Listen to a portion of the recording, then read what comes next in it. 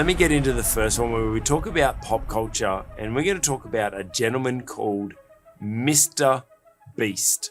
That's right, Mr. Beast. I don't know if you've seen him, but he is the largest person on YouTube. Now, not largest as in physically, but largest as in number of subs and number of views that he gets for all of his videos. I actually have a list here of stats so that you can get to know who Mr. Beast is on YouTube. Here's a couple of stats. He started his YouTube channel in 2012 at the age of 13. Now, in a recent interview, this is actually what sparked this. He's been interviewed a couple of different times by a couple of big podcasters, but one was Joe Rogan on the Joe Rogan Experience. And it was a great interview, a great insight into what is actually quite a gentleman that seems to have a lot of integrity, right? And seems to be looking at the bigger picture.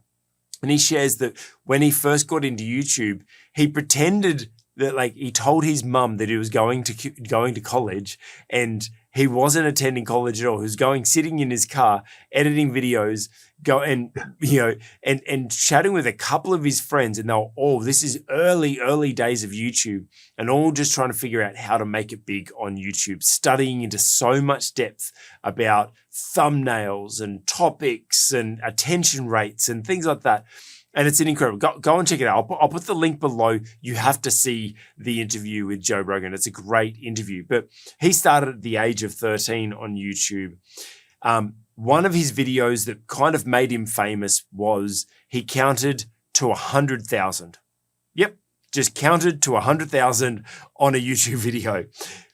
He spends $48 million a year making videos. Yep, $48 million a year. Spends $10,000 per YouTube thumbnail. That's how much importance he puts into thumbnail. $10,000 per thumbnail. Look, the great thing about him, like I said, bigger picture, he doesn't just focus on his wealth. He's raised more than $20 million to plant trees around the world, raised $30 million to remove sea trash. He spent $3.5 million. And actually in the interview, he actually shares that by the end of it, it actually cost almost, $8, $9, almost $10 million to finish off the video, where he did a YouTube remake of the Squid Games. And that's probably what you would have heard him to be famous for. Squid Games, that Netflix series that went gangbusters last year. And he's the first content creator to be featured on the cover of Rolling Stone. He's launched Mr. Beast Burger, as well as he's released a chocolate bar as well. And in 2021, he earned $54 million. That's right. And he's only a young fella. Yeah, us old blokes can say that. He's only young. He has over 200 million subscribers across all of his channels on YouTube. Now, Dr. Rod, to say all of that, I mentioned a little bit, but the one thing that really jumped out at me about Mr. Beast, his integrity, and he seems like such a very switched on and very focused person. But during this interview with Joe Rogan, he actually talks about how he spends everything he earns on the video to make the next video. He either gives the money away. He's bought an island and given it away. His most recent video was he bought a private jet and everyone put their hand on it, and the last person to take their hand off won the jet. He gave away $1 million. He's given away, like, all his videos are this big thing.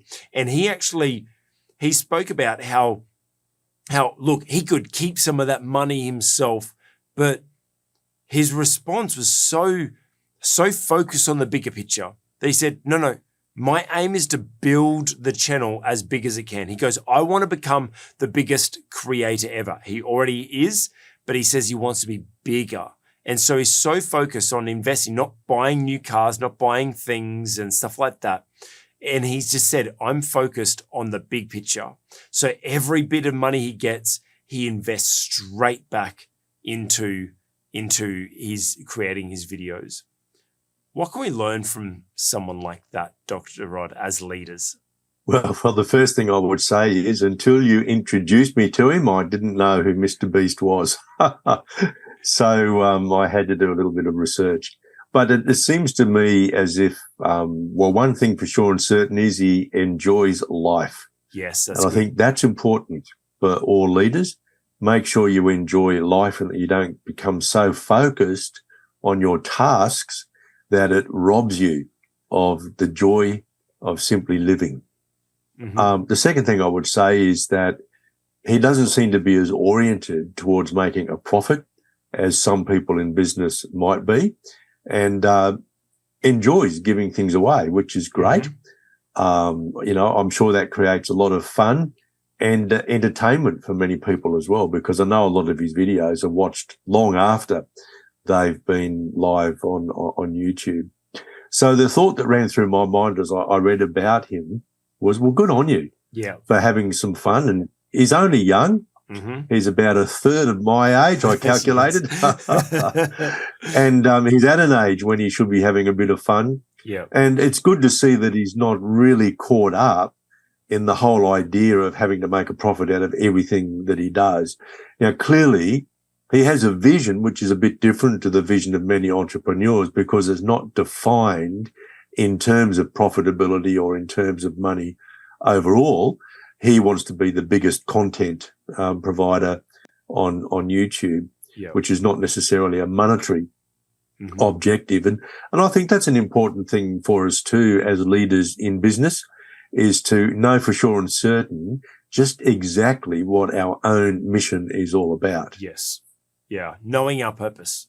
We have to know our purpose and know what we're driving towards. And it makes it easy for us to make decisions then. Like, he's questioned, why would you spend $1 million making a video? Because he knows his mission. He wants to make the best videos possible.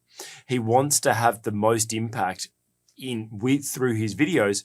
So why wouldn't you spend all of your money on that? Look, he said that he did have a silly stage where he earned, where he did buy himself some things, a TV and some toys and everything like that. And he said his house got broken into and all the things got stolen. And he just turned around and he goes, I didn't care. And then I realized the stuff doesn't matter. The stuff can come, the stuff can go. As the Bible says, it rusts away. It gets eaten by moths and, it all disappears. The things of this world disappear, except for purpose doesn't. When you're actually focused on your purpose and know what your purpose is and so pursuing that, it's easy to make your business drive. Now, it's not just, he does reveal, it's not just about being the biggest content creator. He knows he's building a brand and he knows that he's building something valuable. His Mr. Beast burgers, he's created a fast food kind of, let's say chain that now is releasing these Mr. Beast burgers. He's released the Mr. Beast chocolate bar, and he's doing all of these things that he knows that because he invests so much into doing the thing that he's good at, that it's actually grow. You said he's not focused on profits. Well, actually, he's maximizing the profit of the brand. And the brand itself has value, right? Apparently, he was offered $10 billion for his business and he turned it down. He's like, and when he was asked why, he's like, well, I know it's going to be worth so much more than that. And he turned around and he said, well, what would I do? Like, I would stop and do what? That's because he's not focused on the money. He's focused on the long-term vision, on his purpose of building the creation, building the brand, keep creating the next biggest viral video. That's what drives him. And so we as leaders, we have to know what our purpose is. We have to know so that we can stay fixated because, you hear these stories of during his interviews of him, of him as a young kid. So, at college, knew he wanted to be a YouTuber and spent countless hours researching. You should hear him go into it. He just nerds out, and I kind of nerded out with him. I loved it. He's talking about, the attention and about, click through and really, really researched. And they got thousands and thousands of videos and compared them, which one had more attention, which thumbnails. He looked at the opacity of thumbnails and the colors, and he's like, this one tends to get he just went deep into it. So a few things we can learn from Mr. Beast as leaders is, number one, if you want to be the best possible leader, you need to invest the time to do it. You need to actually do the research, get to know your leadership, but also get to know your industry, get to know what works, what doesn't work, understand the depth of it, and also stay true to your purpose. Now, Dr. Rod, you know where this is going. I am going to give a bit of a shameless plug to our leadership program, link down below, because you guys know, if you haven't heard us talk about it before, our free leadership development program, we actually start and spend the first 10 weeks of the program focusing on helping you discover what your purpose is, because we actually believe that that's so crucial and so key for you becoming the best possible leader you can. And as someone like Mr. Beast shows, when you're so focused on your purpose, that's how you reach success. Dr. Rod, was there anything else that you learned from this young whippersnapper about as you were doing this research? Well, you're never too young to be entrepreneurial either. Yeah, that's good. And as you said, he started at 13 years of age. And I can remember doing a seminar for a church in Victoria a little while ago. And there was a farming family there. Mm-hmm. And they had a son. He was only, I think he was 8 years of age. But, he'd already started up a firewood business. Wow. And, of course, in the country, lots and lots of people have open fireplaces where they're still legal. So he was busy chopping wood, and his dad was helping him deliver it. And I said to his father, you nurture that, because he's actually shown the spark of entrepreneurship. Yeah. And, a lot of kids get pretty keen on, the good old lemonade stand or something like that. Look, if you see your children engaging in those kinds of activities, do everything you can to nurture that entrepreneurial gift in them. If they've got it, it won't really flourish in them unless it is actually encouraged and nurtured. So, it's a good thing that his mum, Mr. Beast's mum, didn't rouse on him for telling lies. Maybe she did. But she didn't shut him down. Yeah. She didn't shut him down. And that's a good thing. So be sensitive to the signs in your own children, maybe your spouse, people around you, to see whether or not there is evidence that they're entrepreneurial. Because we don't teach people to be entrepreneurs. That's not what the education system is all about. It's not teaching people to take risks, and entrepreneurship is all about taking a measured risk, a calculated risk. So, it mixes risk-taking and prudence, of course. But I think there's a good lesson there. And, age ought not to be a barrier to successful entrepreneurship. Yeah, that's really good. And when we talk about leadership, I truly believe that the parenting is one of the greatest leadership challenges and opportunities for us as leaders, is to raise up the next generation. Nurture that, because no, his mum actually wasn't very encouraging. She didn't appreciate it. He ended up, as soon as he could move out, he moved out so that he was free to be able to do this silly little thing, YouTube, and now he makes tens of millions of dollars per year, and is the biggest YouTuber or content creator on the planet. And maybe there are some. Let's not now. It's actually probably not a bad point for us to maybe delve a little bit deeper on Dr. Rod, without spending too much time on it. How do we find that balance while parenting? I'm a young parent. Yeah, well, a parent of a young child, and I don't know how do you find that balance between still being responsible yet supporting your children to explore. For example, he didn't go to college because he was dedicating all of his time to this YouTube thing. Now, back then, YouTube was not a thing. Now, obviously, unfortunately, when you ask, many years ago, what do people want to be?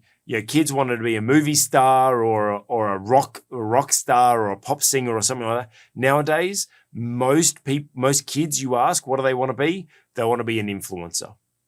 And it's just this new era. But how do we manage our children through that, encourage them to explore, but still not prevent them from throwing their life away chasing something that isn't actually them?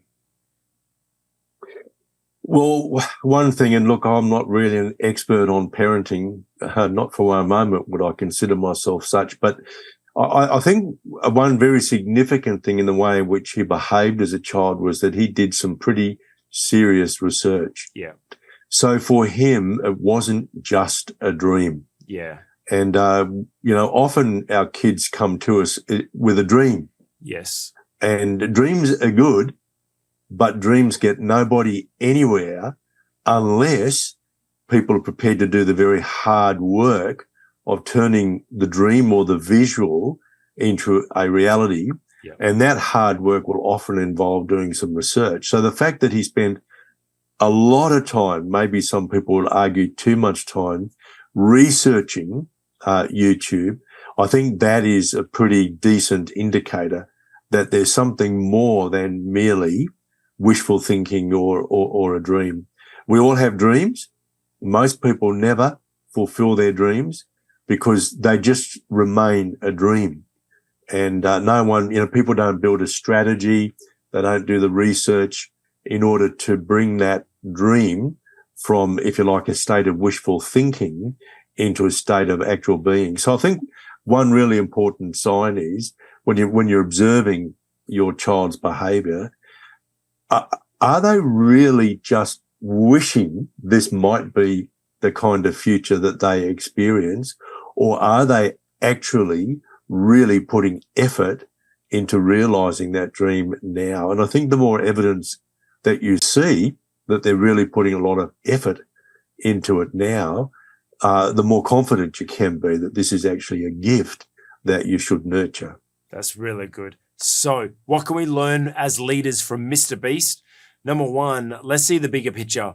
Keep your eye focused on your purpose. Know what your purpose is and throw everything into that. Spend time researching, spend time investing, focus on the outcome that your purpose is driving towards. Keep that focus, research, invest your time, develop your skills, know everything there is about that. And as a little side note, nurture the next generation. If you can see potential in them, encourage them, support them, show them how they can research, show them how they can discover the information rather than just wishing to be that. Dr. Rod, thank you. That was actually quite incredible. Hey, you've just watched an excerpt from the On the Cube Leadership podcast. If you liked it, give it a thumbs up. And if this has challenged, encouraged, or made you think about your leadership in a new way, we'd love to hear about it in the comments below.